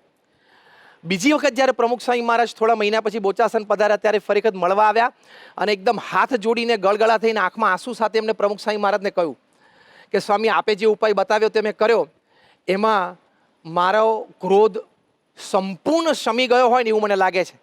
છેલ્લા થોડાક મહિનાથી, આમ તો હું તમને છેલ્લે મળ્યો ત્યારથી અત્યાર સુધી મને ક્રોધ આવ્યો જ નથી.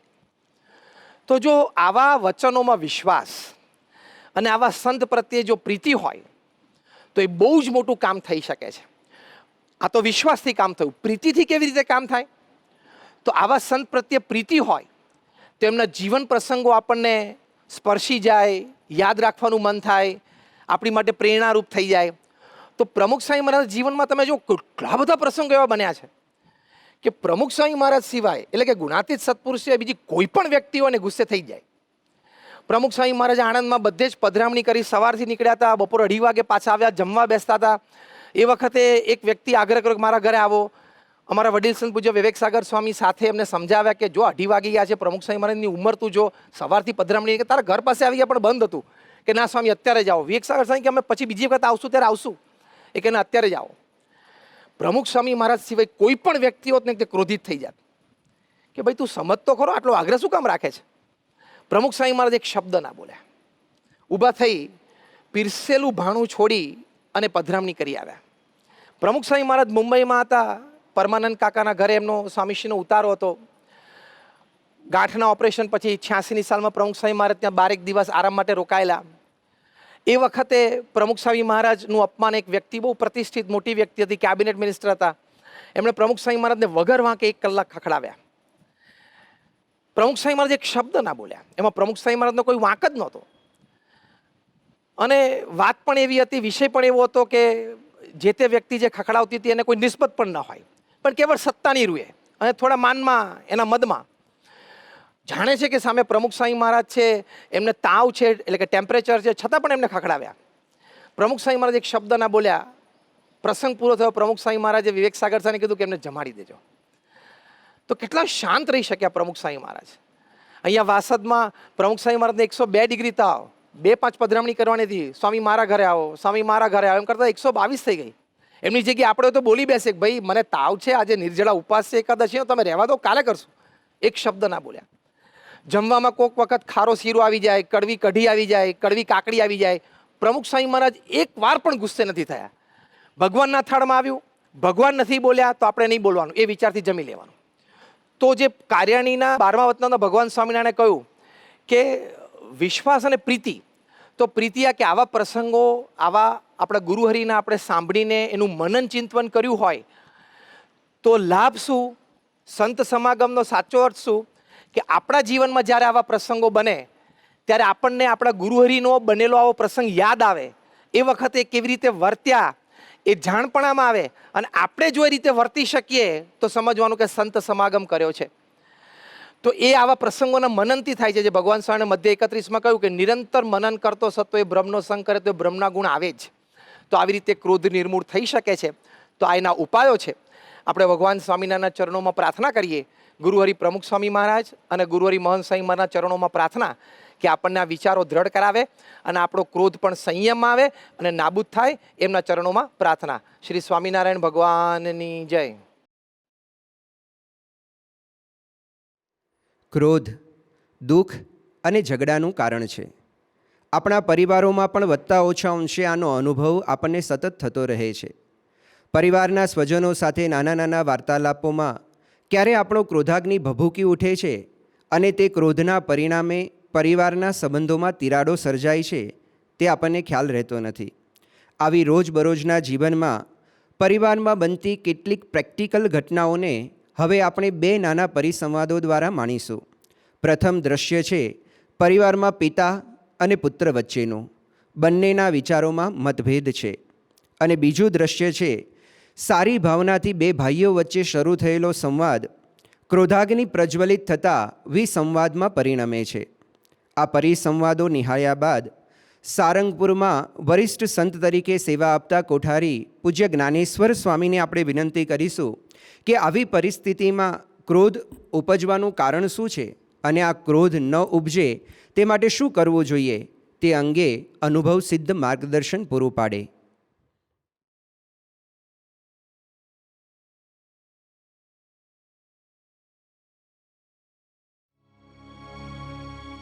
ડેડ, કાલની ફ્લાઇટમાં હું કલકત્તા જવા માંગુ છું.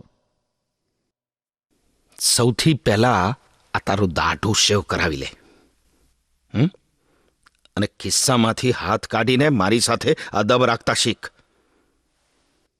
ડેડ, કલકત્તામાં ભારતના વિખ્યાત આર્ટિસ્ટ જયરામ પટેલના કલેક્શનનું એક્ઝિબિશન છે અને તેમણે થોડાક મારા પેઇન્ટિંગ્સનો સમાવેશ પણ કરેલ છે.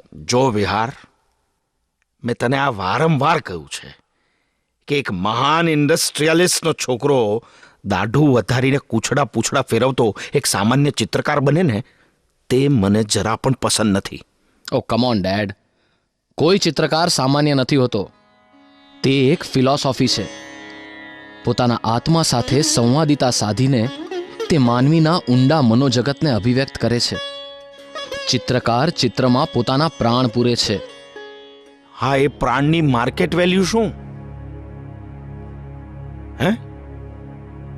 લોકો ઘુવડ જેવા હોય છે, ઘુવડ જેવા. તે આપણને શું સમજે? તેમને તો આપણી એન્ટરપ્રાઇઝિંગ કીર્તિથી આંજી દઈએ ત્યારે આપણે નજરમાં આવીએ. ચિત્રકાર એક કલાનો સાધક છે. કલાની દેવી તેનું સર્વસ્વ છે, તેની ઉપાસ્ય છે. ત્યાં પૈસાની અને માનની ભૂખ નથી હોતી ડેડ. તમારા માર્કેટની કોઈ પણ પ્રોડક્ટ માણસ વાપરીને ગાર્બેજ કરશે. ચિત્રકારના ચિત્રો તો લોકોના દિવાલ પર જ નહીં, હૈયામાં પણ સ્થાન મેળવી લે છે dad. You fool, what do you mean? મારા ઝળહળતા ઉદ્યોગને તું ગાર્બેજ ગણે છે? મને સામાન્ય ગણી તારી જાતને તું ઉચ્ચ ગણે છે. આઈ વિલ શો યુ મારું સ્થાન ક્યાં છે અને તું ક્યાં છે. સે સોરી, આઈ સેડ. ચલ માફી માંગ. ડેડ, રહેવા દો, એ નહીં સમજે. કમ ઓન, આઈ સેડ સે સોરી. વિહાર માફી માંગી લે ડેડની. વિહાર શું કામ માફી માંગે છે? એને માંગવા દે. વિહાર સે સોરી આઈ સે સે સોરી. માફી માંગે છે, માફી માંગે છે વિહાર. જવા દો ને ડેડ.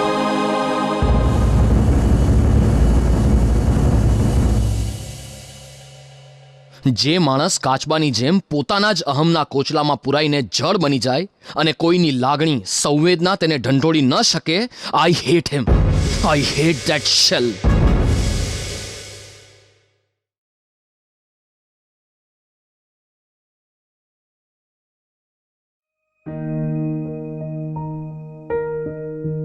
મોટાભાઈ, હોટલ પર સેલટેક્સ ઓફિસરોની મીટિંગ હતી. મિસ્ટર પારેખ ત્યાં મળ્યા હતા. તેણે ખાસ રિમાઇન્ડ કરાવ્યું છે કે ઘણા સમયથી ઈગલ ફાર્માનો ટેક્સ ભરવાનો બાકી છે. જો ફ્રાઈડે સુધીમાં નહીં ભરાય તો લીગલી પ્રોસેસ થશે ભાઈ. તું મારી કંપનીની ચિંતા છોડી દે. તારે એમાં પંચાયત કરવાની કોઈ જરૂર નથી. મેં તો તમને એણે જે કહ્યું હતું તે જા આખા શહેરમાં જઈને મારા બાકી બિલ, બાકી ટેક્સ શોધી લાવ. એ મારે માથે માર. લોકોમાં એનો ધજાગરો કર. Shut up. ધજાગરો તો તમે તમારી આવી ગંદી જાતને ઉઘાડી પાડીને કરો છો મિસ્ટર. હું ભૂલી ગયો કે મૂર્ખને ઉપદેશ ન હોય. અરે કૃતજ્ઞ, હું પણ ભૂલી ગયેલો કે આપણા જ આપણને મારે છે. મારી ભૂલ હતી કે મેં તને સારી રીતે ભણાવ્યો, ગણાવ્યો. મેં તને દિલ્હીની સારી કોલેજમાં એડમિશન અપાવ્યું. સાંજે માંદે ડિપ્રેશનમાં તારી પડખે ઊભો રહ્યો, પૈસે ટકે ઘસાયો. Stop it.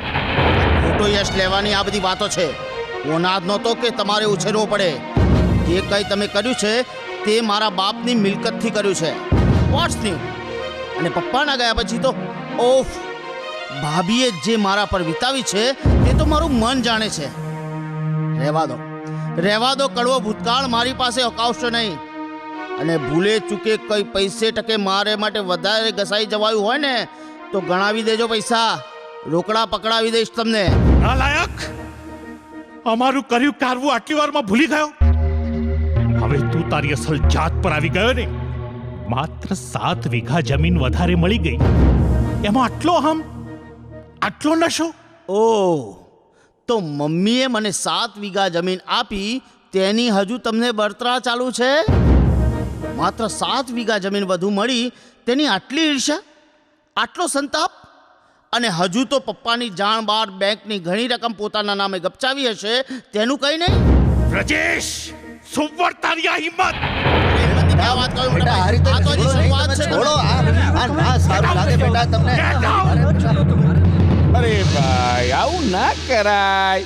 શાંત થા ભાઈ, શાંત થા ભાઈ. શ્રી સ્વામિનારાયણ ભગવાનની જય. હમણાં આપણે એક નાનો સંવાદ જોયો બાપ અને દીકરાનો. બાપના મનમાં એવું છે કે મેં આખું આ સામ્રાજ્ય સ્થાપ્યું, મારી બુદ્ધિથી હું જે કરું છું એ જ બરોબર છે,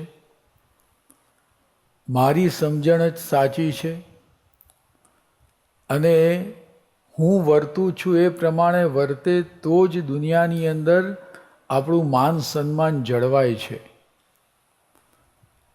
અને આ દીકરો કાંઈ સમજતો નથી. દીકરાના મનમાં એવું છે કે હું મોટો ચિત્રકાર છું, આર્ટિસ્ટ છું, કલાકાર છું, અને એના મનમાં પણ એવું છે કે હું જે કરું છું એ જ બરોબર છે, અને મારી જ વાત મારા બાપે પણ સમજવી જોઈએ. અને જ્યારે બંનેના અંતરમાં આ જ એક વિચાર છે કે હું સમજું છું એ જ બરોબર છે, ત્યારે માણસના મનની અંદર એનો જે આ અહંકાર છે એ બીજા કોઈને સ્વીકારી શકતો નથી. અને એના અહંકારનું જ્યારે ખંડન થાય છે, એની ઈચ્છાઓનું જ્યારે ખંડન થાય છે, ત્યારે સહેજે ક્રોધ ભભૂકી ઉઠે છે. ક્રોધની ઉત્પત્તિનું કારણ પણ દેહાભિમાન જ છે. તો બાપના અંતરમાં દેહાભિમાન છે કે હું કહું એ સાચું, છોકરાના અંતરમાં દેહાભિમાન છે કે હું કહું એમ સાચું છે. તો બંને પોતપોતાની રીતે આગ્રહ રાખે છે અને બંને એમ જ માને છે કે સામેવાળી વ્યક્તિ મને સમજે. એ આગ્રહ દેહાભિમાનને કારણે છે. એ ક્યારેય બીજી વ્યક્તિને સમજવાનો પ્રયત્ન કરતો નથી, બીજાને સમજી શકતો પણ નથી. અને જ્યારે પોતાનો આગ્રહ એ રહે છે ને એ પોતાનો આગ્રહ જ્યારે તૂટે છે, પોતાની ઈચ્છા જ્યારે તૂટે છે, તો માણસના અંતરમાં ક્રોધ ઉત્પન્ન થાય છે. ગીતાની અંદર પણ આ જ વાત કરી છે.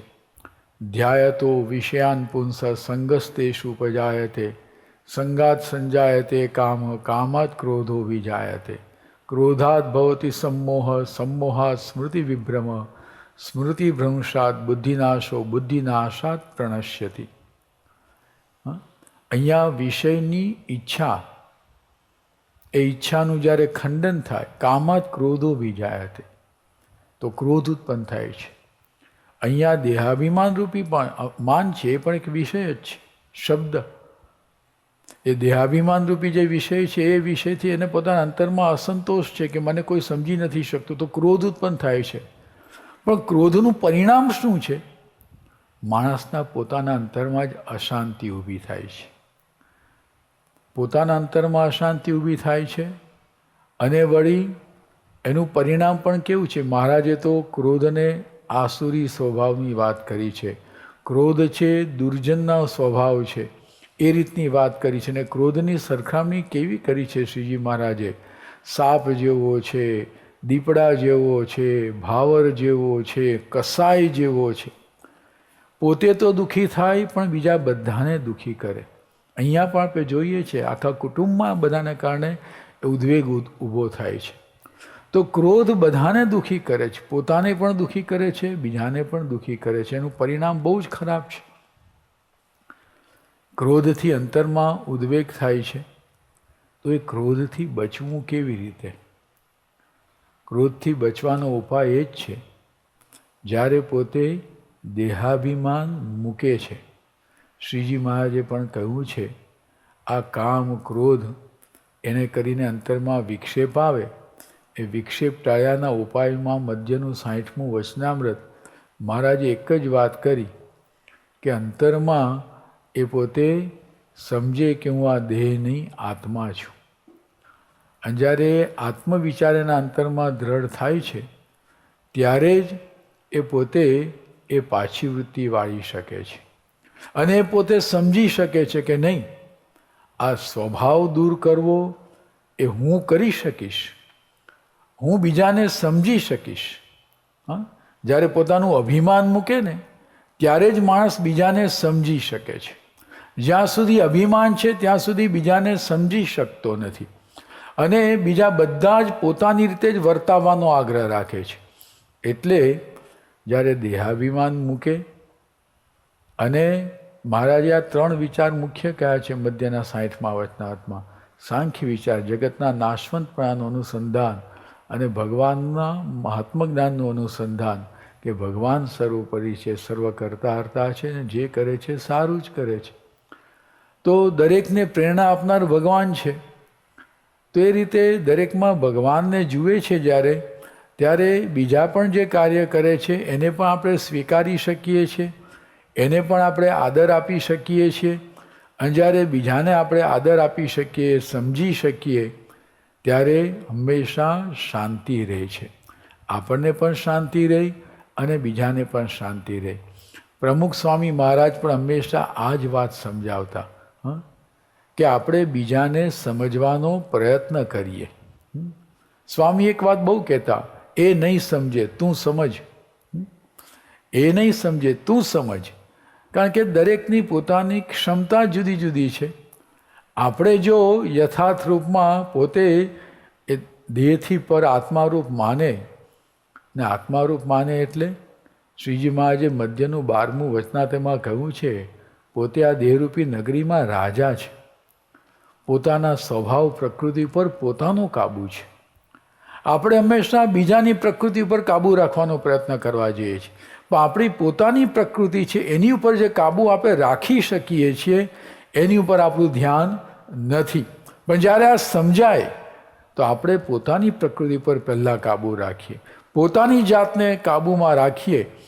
અને કાબૂમાં શું રાખવાની છે? એ જ આપણે આપણા સ્વભાવને કારણે, આપણા પોતાના અહંકારને કારણે એવો આગ્રહ ન રાખીએ. અને જ્યારે બીજાનો મહિમા સમજીએ છીએ અને બીજાની સ્થિતિ સમજીએ છીએ ત્યારે આપણા અંતરમાં પણ ધીરજ રહે છે. તો આ એક ક્રોધ છે, એ આપણા જીવનમાં આપણને બહુ જ નુકસાન કરે છે. બીજો પ્રસંગ પણ આપણે જોઈએ છે. 2 ભાઈઓ છે, બંને ભાઈઓ એમ જ માને છે કે મેં ઘણું બધું કર્યું છે. મોટો ભાઈ નાના ભાઈને કહે છે કે મેં તારા માટે કેટલું બધું કર્યું. નાનો ભાઈ કહે છે કે તે એમને એમ થોડું કર્યું છે, તને પણ સ્વાર્થ હતો, તને પણ આ બધું મળતું હતું એટલે તું કરે છે. બંને એકબીજા ઉપર આક્ષેપ નાખે છે. ફરી પાછું આ દેહાભિમાનનો જ પ્રશ્ન આવીને ઊભો રહે છે અને એ પોતાની ઈચ્છાઓનું ખંડન થાય છે ત્યારે ક્રોધ ઉત્પન્ન થાય છે અને બંને એકબીજાને સમજી શકતા નથી. ક્રોધ છે માણસને વિરૂપ કરી નાખે છે, એને સાર અસારનો વિવેક નાશ પામી જાય છે. ક્રોધાત ભવતી સંમોહ, સંમોહાત સ્મૃતિ વિભ્રમ, સ્મૃતિ ભંશાત બુદ્ધિનાશો. છેલ્લે બુદ્ધિનાશ પામી જાય છે. સાર અસારનો વિવેક, શું સાચું ને શું ખોટું એ નક્કી જ નથી કરી શકતો ને પોતે હું જ સાચો છું એ પકડી રાખે છે. ત્યારે હંમેશા આવો પ્રશ્ન આવીને ઊભો રહી જાય છે. એટલે આપણે જ્યારે આ રીતે ભગવાનનો મહિમા સમજીએ, જગતના નાશવંતપણાનું અનુસંધાન રાખીએ અને આપણે દેહાભિમાનમાંથી મુક્ત થઈને આત્મવિચાર કરીએ, ભગવાનના ભક્ત થઈએ, તો આ દેહાભિમાનનું ખંડન થાય, આપણી ઈચ્છાઓનું ખંડન થાય તો અંતરમાં ઉદ્વેગ નહીં વર્તે, ક્રોધ નહીં વ્યાપે, અંતરમાં શાંતિ રહેશે અને આપણે બીજાને સમજી શકીશું. પ્રમુખ સ્વામી મહારાજ પોતે એક વખત વાત કરતા પોતે કહેતા હતા, અમેરિકામાં 1990ની સાલમાં પ્રમુખ સ્વામી મહારાજ હતા ત્યારે ત્યાં આગળ CFIનો ઉત્સવ 91માં કરવાનો હતો. એ માટે બધા કાર્યકર્તાઓને મળતા હતા. એમાં યુવક કાર્યકર્તાઓ બધા ન્યુયોર્કની અંદર સ્વામીને મળવા માટે આવ્યા અને પછી એમ કે આ બધા મોટા સમજી શકતા નથી અમને. સ્વામી એમ કહ્યું કે જેને કાર્ય કરવું છે એણે બીજાને સમજતા શીખવું. સ્વામી કે સામેવાળાની પ્રકૃતિ ઓળખી રાખી હોય તો આપણને દુઃખ ન થાય, આપણને પ્રશ્ન ન થાય. સ્વામી કે અમે પણ શાસ્ત્રીમાના વખતમાં બધી મિટિંગો થતી, એમાં ચંપકભાઈ બહુ જ મોટા હરિભક્ત, પણ મિટિંગમાં કંઈ બહુ લાંબી ચર્ચા ચાલે તો કોક વખત પોતે ટોપી લઈને ઊભા થઈને જતા રહે. પણ સ્વામી કે આપણે જાણી રાખ્યું કે એમની આ પ્રકૃતિ છે તો આપણે એને અનુકૂળ થઈને કામ કરીએ તો કાર્ય હંમેશા આગળ વધે. એટલે સ્વામી કહે કે કોઈ બીજા હોય એને સમજાવવાનો આગ્રહ રાખવા કરતાં પહેલાં આપણે બીજાને સમજીએ અને તો આપણે સરળતાથી વર્તી શકીએ, તો આપણા અંતરની અંદર પણ શાંતિ રહે, આપણા પરિવારમાં પણ શાંતિ રહે અને સમાજમાં પણ શાંતિ રહે. એટલે હંમેશા જ્યારે એવી નમ્રતા રહે છે ત્યારે જ આપણે બીજાને સમજી શકીએ છીએ, ત્યારે જ આપણે બીજામાં ગુણ જોઈ શકીએ છીએ. નહીંતર જ્યાં સુધી અભિમાન છે ત્યાં સુધી આપણે ક્યારેય કોઈનો ગુણ સમજી શકતા નથી, બીજાની પરિસ્થિતિ સમજી શકતા નથી. એટલે બીજાની સ્વભાવ પ્રકૃતિ એ આપણે જો જાણતા હોઈએ તો ક્યારેય આપણા મનમાં ઉદ્વેગ ન આવે, ક્રોધ ન થાય અને તો આપણને પણ શાંતિ રહે અને બધાને શાંતિ રહે. શ્રી સ્વામિનારાયણ ભગવાનની જય. ભગવાન સ્વામિનારાયણના મહાન સંત કવિ સદ્ગુરુ નિષ્કુળાનંદ સ્વામીએ અનેક પ્રેરક પદોની રચના કરી છે. એવું જ એક પ્રેરક પદ છે, સરલ વર્તવે છે સારું રે મનવા, સરલ વર્તવે છે સારું. આવો નિષ્કુળાનંદ સ્વામીના આ હેત વચનોને હૈયે ધારીએ, સંગીતજ્ઞ સંતોના સથવારે આ પદ રચનાને માણીએ.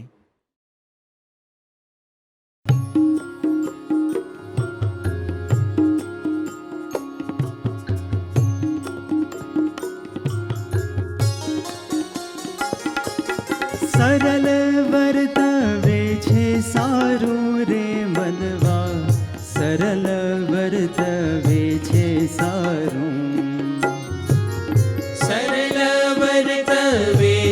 સારું રે મનવા સરળ વર્તવે છે સારું. માની એટલું વચન મારું રે મનવા સરળ વર્તવે છે સારું. માની એટલું વચન મારું રે મનવા સરળ વર્તવે છે સારું. સરળ વર્તવે છે સારું રે મનવા સરળ વર્તવે છે સારું.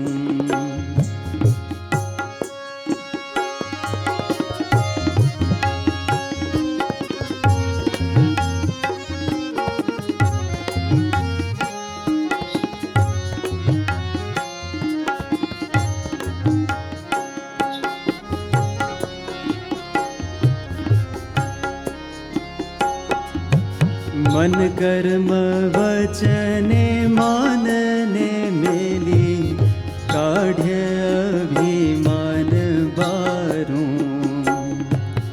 મન કર્મ વચને માનને મેરી કાઢે અભિમાન બારું. હાથ જોડી હાજી હાજી કરતા હાથ જોડી હાજી હાજી કરતા કે દીન બગડે તે તારું રે મનવા કે દીન બગડે તે તારું રે મનવા સરળ વર્તવે છે સારું. સરળ વર્તવે છે સારું રે મનવા સરળ વર્તવે છે સારું.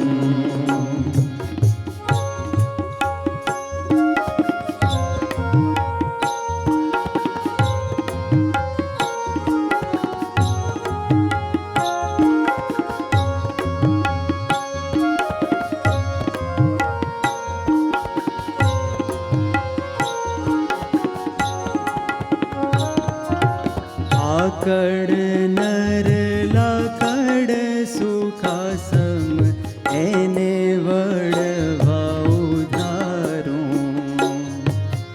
આકડ નર લાકડ સુકાસમ એને વડવા ઉધારું. તેને તાપ આપી અતિ તીખો તેને તાપ આપી અતિ તીખો સમૂહ કરે છે સુતારું રે મનવા સમૂહ કરે છે સુતારું રે મનવા સરળ વર્તવે છે સારું. સરળ વર્તવે છે સારું રે મનવા સરળ વર્તવે છે સારું.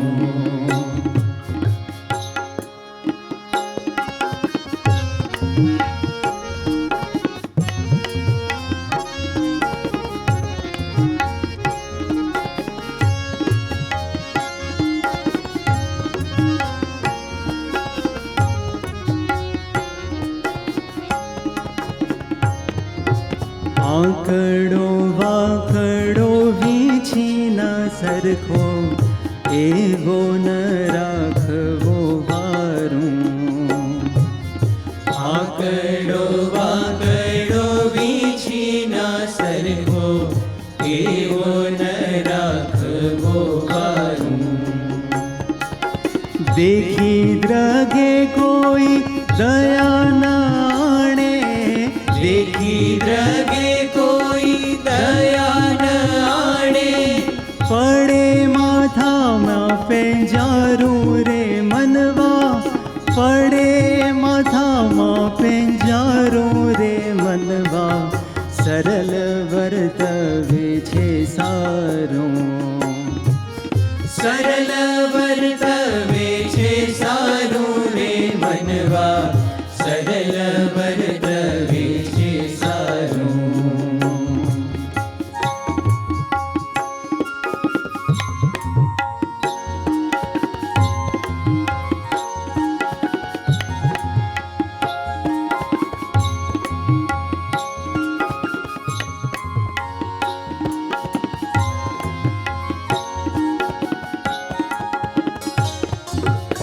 હિતના વચન ધારી લઈએ હૈયે, શું કહીએ વાતું હજારું.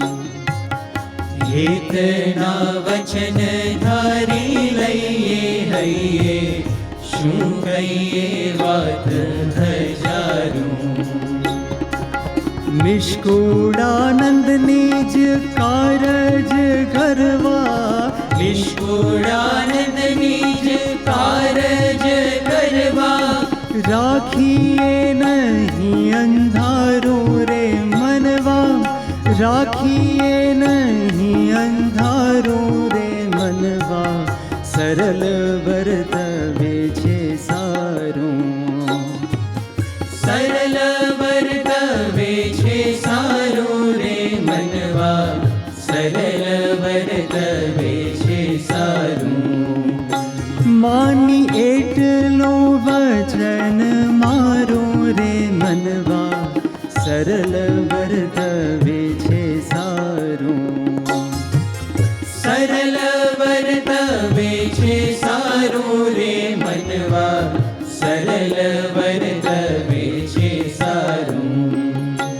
માની એટલું વચન મારું રે મનવા, સરળ વર્તવે છે સારું. સરળ વર્તવે છે સારું રે મનવા, સરળ વર્તવે છે સારું. સરળ વર્તવે છે સારું. સરળ વર્તવે છે સારું.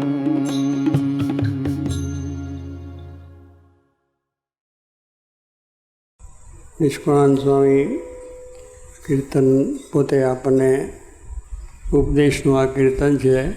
આપણા કલ્યાણ માટે, મોક્ષ માટે, શાંતિ માટે, આનંદ માટે આ બધા શબ્દો છે. હવે એમાં એ આપણને જણાવે છે કે સરળ વર્તવે છે સારું મનવા, સરળ વર્તવે છે સારું.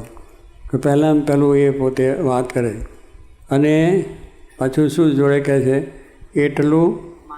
એટલું માનો વચન મારું તો સરળ વર્તવે સારું છે. આ એ પાછું કેવું આમ કરે કે હું કેમ મારવાનું છે, આપણે કોઈકને સમજાય શું થાય, સરળ રહે, સીધો રહે, આમ કર, આપણે એવું કહીએ ના કહીએ. એ પહેલું સરળ તો એ જ નથી. એટલે નિષ્કુળાનંદ સ્વામી બે હાથ જોડીને કહે કે હું બે હાથ જોડીને કહું છું કે સરળ વર્તવે, આટલું વચન મારું માનો, આટલું વચન મારું માનો, સરળ થાઓ તો સુખિયા થવા છે. કોઈને જ્યારે આ કહેવું હોય ત્યારે જોગી બાપા પણ હાથ જોડીને કહેતા, શાસ્ત્રી મહારાજ પણ હાથ જોડતા. મહારાજે પણ 18ના વચનાત્મા થયું કે ભલા થઈને, 18ના વચનાત્મા કહે ભલા થઈને મારું આટલું વચન જરૂર માનજો. મહારાજ પણ એટલા નમ્રથી. મુક્તાનંદ સ્વામી પણ જ્યારે કંઈ પ્રશ્ન મહારાજને પૂછે તો કે મહારાજ આમ છે. એટલે મોટા સંતોનું અને આપણને આ એક શિક્ષણ છે કે સરળ વર્તવા માટે પહેલી આપણી વાણી, આપણું વર્તન, આપણી નમ્રતા, આપણો વિવેક એ પહેલો હોય. વાત કરવાની અંદર, વાત સાંભળવાની અંદર, બધી રીતે. એટલે નિષ્કુળાનંદ સ્વામી પણ એ રીતે જ વાત કરે છે કે સરળ વર્તવે છે સારું. એ તો એમ કહે સરળ વર્તવે સારું છે તો સમજતો નથી, આટલા વખત કહ્યું તો ડફોર આમને આમ ચાલ્યા કરે છે, આવું પણ કહી શકાય. આ વાણીનો વિવેક સારું છે એવી રીતે કહી શકાય. અને આ રીતે કહે કે સરળ વર્તવે સારું છે, આટલું વચન માનો તો બહુ સુખિયા થશો, તમારું કલ્યાણ થશે, મહારાજ રાજી થશે, તમે સુખી થશો, એ પણ કહી શકાય. એટલે વાણીનો વિવેક આપણે રાખવાની વાત છે. કેવી રીતે બીજાને કહેવું કે જેને અસર થઈ જાય, એ વાતની અસર થઈ જાય એ રીતે છે. અને પેલો વાણીનો વિવેક ના હોય તો જરા આવું અસભ્યતા જેવું પણ લાગે. એટલે આ એક વિવેક છે, સભ્યતા છે, નમ્રતા છે. એટલે આ ઉપદેશની અંદર પણ એવી વાત છે. મહારાજે પણ આ મેં કહ્યું ને બે હાથ જોડી કહ્યું ભલા થઈને જરૂર કરજો. અને છેલ્લા પ્રથમ 18માં છે, 18ના વચનાત્મા છે વાત મહારાજ કહેલી. હવે કહેવાનું શું છે એમ જાણે જોગી મહારાજે પણ ઘણાને બહુ હાથ જોડીને વાત કરતા આપણે જોયું છે. તો આ સરળ વર્તવે સારું છે, આટલું વચન મારું માનો. એમાં બધું જ આવી જશે સરળ વર્તવામાં. હવે સરળ તો આપણે વર્તીએ. એટલે તમે કહો સરળ આ બેઠા, તમે કહો એમ બેસીએ, તમે કહો તો આમ ચાલીએ, ધીરે ધીરે ચાલીએ, સરળ વર્તીએ. કંઈ આમ બેસો, આમ ચાલો, એ તો થાય, એમાં કંઈ વાંધો નથી, એ સરળ થઈ જાય છે. પણ મનની જે ગાંઠ બાજી હોય, અહીં જે થઈ ગયું હોય એને ફેરવવું એ બહુ મુશ્કેલ છે. જે માણસ પોતે પોતાની રીતે ગાંઠ બાંધી હોય કે નહીં મારે આ રીતે જ કરવું છે, એમાં જ્યારે ભગવાન કે સંત કહે અને એ ન છૂટે તો પછી એ સરળ ક્યાં વર્ત્યા? ભગવાનને સંતની આગળ સરળ એ જ વર્તવાનું છે કે આપણી મનની ગાંઠો મૂકી દેવાની છે. આપણા મનના જે કંઈ વિચારો સંકલ્પો છે કે મનનું ધાર્યું છે એ બધું મૂકવા માટે આવ્યા છે. એ સરળ વર્ત્યા કહેવાય. બાકી આમ તો સરળ વર્ત અહીં બે હોત અહીં બે, અને આજે ઉપવાસ છે જમી લો તો જમી પણ લે, એમાં કંઈ વાંધો નથી. એ તો બધી સરળતા છે, એમાં કોઈ વાંધો નથી. એટલે ગુણાત સ્વામી વાતમાં કહ્યું ને, મોટા પુરુષને હાથ જોડવાને કેમ કરવો એ નમ સત્સંગ. સત્સંગનો અર્થ મહારાજ સ્વામીએ કહી દીધો કે બે હાથ જોડવા મોટા પુરુષને, અને કેમ કરવું એ બે હાથ જોડવામાં કંઈ વાંધો ખરો? બધા હાથ જોડે આપણે દરેક ઠેકામાં. મહારાજ બહુ સારું, તમે કહો એમ, મહારાજ તમે કહો એમ, બધા કહો. પણ પછી પેલું મનનું જે ગાંઠ હોય છોડવાની કે કેમ કરવું એ મોટું આપણે ભમવું પડે. કારણ કે એ બધું આપણે નક્કી કર્યું હોય ને એમાં ફેરવણી કરવાની હોય એ બહુ મુશ્કેલી થાય. એટલે એ સરળ એટલે કે આ કરવું એટલે કરવાનું, એ સરળ વર્તે કહેવાય. બાકી આમ તો સરળ વર્તીએ છીએ ગુણાશ્વર કે હાથ જોડવા છે, પણ કેમ કરવું એ આગળ જે મૂકવાનું આવે છે મન ધાર્યું મૂકે, એ આપણો અહમ અને મમત્વ બે મૂકવાની વાત આવે છે. અને એ જો મુકાય તો સરળ વર્તે સારું. એટલે નિષ્કામ સ્વામી કહે છે આ આપણે ભગવાનને રાજી કરવાયા છે, સંતને રાજી કરવાયા છે, માટે સરળ વર્તે સારું છે. તો આપણો મોક્ષ સરળતાથી થઈ જાય, આપણું કલ્યાણ સરળતાથી થઈ જાય, અને અક્ષરધામ સરળતાથી પ્રાપ્ત થઈ જાય. એટલે કહેવાનું શું, આ સરળતાની વાત કરે છે. એટલે સરળ વર્તવે છે સારું મનવા. કોને ઉપદેશ આપે છે? આ પાછું આને ઉપદેશ આપું પ્રીતમ, કોને આપું? તને આપું ઉપદેશ, તું મને આપ. આપણે હા મમ્મી ઉપદેશ આપે, તારે માથે નગારા વાગે મતના રે. તમે બધા 400 જણા કહો તારે માથે નગારા વાગે મતના રે. કોને માથે? મારે નહીં, તમારા માથે નહીં. એકબીજાના ઉપર ઢોળી પાડ્યું. આવે એમાં સરળ થયા કે નહીં? તારે માથે કે તારે માથે વાગે. તું આવો છે કે તું ક્યાં હારો? તારું મેં જોયું છે, હું તારું જાણું, પેલો કે હું તારું જાણું. આ કંઈ આપણે સરળ થયા ગયા? મૂકવાની વાત છે ત્યાં હામ હામી આવી જાય. એટલે એ સરળતા નથી. તારે માથે મારે માથે, પણ ભગવાન રાજી કરવાની વાત છે. તો એ પ્રમાણે નિષ્કામ સ્વામી આપણને સમજાયું કે સરળ વર્તવે સારું છે, મનવા સરળ વર્તવે સારું છે. માની લે એટલું વચન મારું, આટલું વચન માનો, બીજું કાંઈ છે આમાં કંઈ કઠણ છે? આટલું જ વચન કહું, એમાં આવી ગયું બધું ઘણું. તપ, ત્યાગ, યોગ, વ્રત, દાન, પુણ્ય, કથા, વાર્તા, કીર્તન, શાસ્ત્રો, માત્ર બધું આવી ગયું. આટલું જો સમજી જાઓ બધો સારો આવી ગયો. બીજું કાંઈ જાણવા જોવાનું નથી કે ભગવાનને સંત જે રાજી થાય એટલું જ કરશો તો થયું. નિષ્કામ સ્વામી કર્યું, પોતે કર્યું છે ને આપણને લખ્યું છે કે મારે જે ત્યાં આધોઈની અંદર કહ્યું કે સાધુ થઈ ગયા, ભિક્ષા માગો તો માગે. પછી પેલું ના એમને રાખ્યું મારું સાસરું છે ને મારે જવાય નહીં, ના છે ને તે છે ને, અહીં તો શરમ આવે ને ફલોનું આવે, તો મારે રાજી થાય. તો કહ્યું બહુ સારું, લે મૂડી નાખો, તારે મૂડી ગયા, કંઈ વાર લાગી નહીં. એ રીતે સરળ વર્ત્યા છે, સરળ વર્તવાની વાત કરે છે. અને એ સરળ જો આપણે વર્તીએ તો આપણે આ પ્રમાણે રાજીપો એ પણ સહેજે થઈ જાય, મોક્ષ થઈ જાય છે. સ્વામિનારાયણ અક્ષરપીઠ દ્વારા સમયે સમયે વિવિધ પ્રકાશનો પ્રકાશિત થતા રહે છે. અત્યાર સુધીમાં ભગવાન સ્વામિનારાયણના વિસ્તૃત જીવનચરિત્રના ભાગ 1થી 4ની ઓડિયો બુક પ્રકાશિત થઈ ચૂકી છે. આ જ શ્રેણીમાં આજે ભગવાન સ્વામિનારાયણના વિસ્તૃત જીવનચરિત્રના ભાગ 5ની ઓડિયો બુક પ્રકાશિત થઈ રહી છે. આપણી સંસ્થાની વેબસાઇટ BAPS.org ઉપરથી આપણને આ ઓડિયો બુકનો લાભ પ્રાપ્ત થશે. આપણે સૌ કોઈ પણ આ ઓડિયો બુક આજે જ ડાઉનલોડ કરી એનો લાભ પ્રાપ્ત કરીએ. હવે આપણે સૌ કોઈ આપણા ઘરે આરતી પ્રગટાવી અક્ષર પુરુષોત્તમ મહારાજની આરતીમાં ભક્તિભાવપૂર્વક એકતાર થઈશું. શ્રી સ્વામિનારાયણ ભગવાનની જય.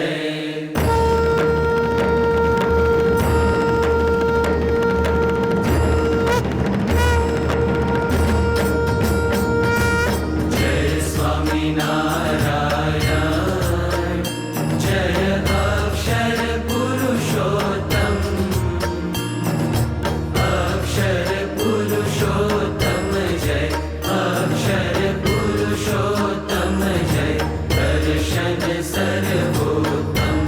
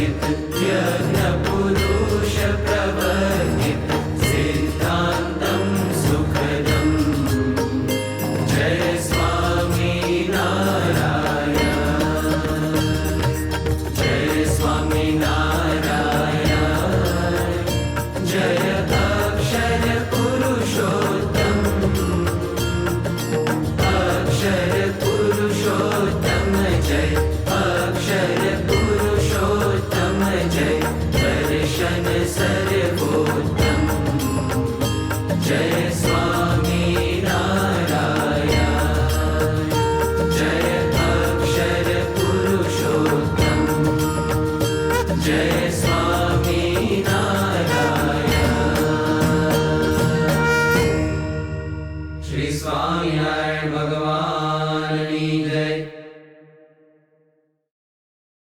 ભગવાન સ્વામિનારાયણ તથા ગુણાતીત ગુરુ પરંપરાના શ્રી ચરણોમાં પ્રાર્થના કરીએ કે વર્તમાન પરિસ્થિતિમાં સૌ કોઈની સર્વ પ્રકારે રક્ષા થાય, સૌ તને મને ધને સુખી થાય, પ્રત્યેક પરિવારમાં શાંતિ જળવાઈ રહે, સૌ કોઈના શુભ સંકલ્પો પૂર્ણ થાય તેવી શુભ ભાવના સાથે આપણે ઉચ્ચ સ્વરે તાલી પાડી સ્વામિનારાયણ મહામંત્રની ધૂનમાં જોડાઈએ.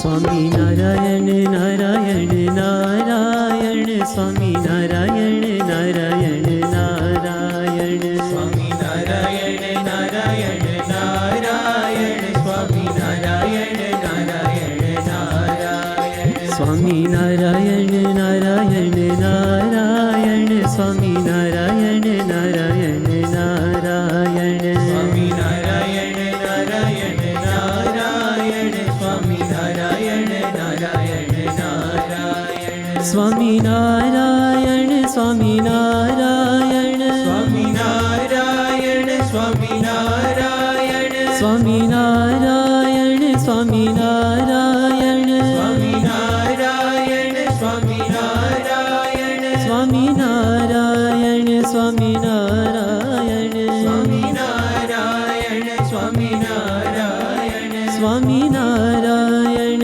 સ્વામી નારાયણ, સ્વામી નારાયણ સ્વામી નારાયણ, સ્વામી નારાયણ નારાયણ નારાયણ, સ્વામી નારાયણ નારાયણ નારાયણ, સ્વામી નારાયણ નારાયણ નારાયણ, સ્વામી નારાયણ નારાયણ નારાયણ, સ્વામી નારાયણ સ્વામી નારાયણ, સ્વામી નારાયણ સ્વામી નારાયણ, સ્વામી નારાયણ નારાયણ નારાયણ, સ્વામી નારાયણ નારાયણ નારાયણ, સ્વામી નારાયણ નારાયણ નારાયણ, સ્વામી નારાયણ નારાયણ નારાયણ, સ્વામી નારાયણ નારાયણ નારાયણ, સ્વામી નારાયણ નારાયણ નારાયણ, સ્વામી નારાયણ નારાયણ નારાયણ, સ્વામી નારાયણ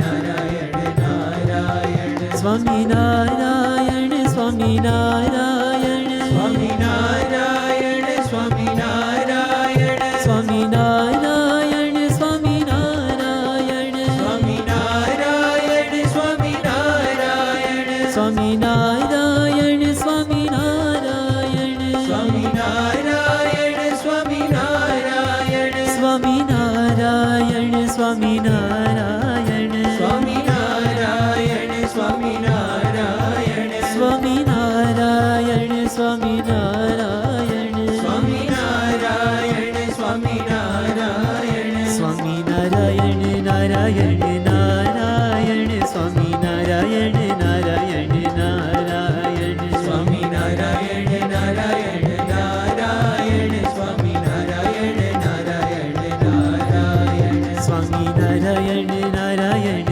નારાયણ, સ્વામી નારાયણ નારાયણ નારાયણ, સ્વામી નારાયણ નારાયણ નારાયણ, સ્વામી નારાયણ નારાયણ નારાયણ, સ્વામી નારાયણ નારાયણ નારાયણ, સ્વામી નારાયણ નારાયણ નારાયણ.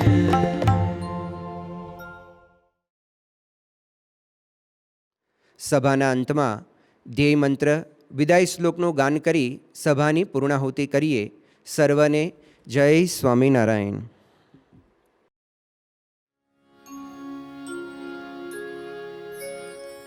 गुणातीतं गुरुं प्राप्य ब्रह्मरूपं निजात्मनः विभाव्यदासभावेन स्वामिनारायणं भजे. श्रीहरिं साक्षरं सर्वदेवेश्वरं भक्तिधर्मात्मजं दिव्यरूपं परं शान्तिदं मुक्तिदं कामदं कारणं स्वामिनारायणं नीलकण्ठं भजे श्रीहरिं